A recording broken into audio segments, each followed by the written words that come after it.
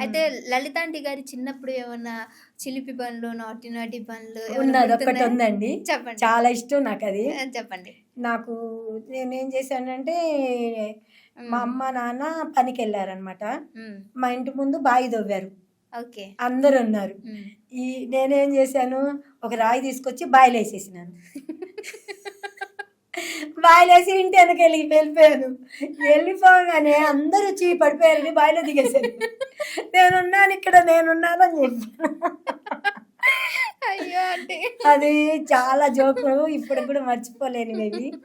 నిజంగా అలా అంటే ఏదో చేశాననమాట. ఊరికే జస్ట్ ఏడిపిద్దాం ఆ! అనుకున్నారా? అలా చేశాననమాట. తర్వాత అమ్మ కొట్టారా? తిట్టారా మిమ్మల్ని? ఏమనలేదు. బాయి మూసేసారు.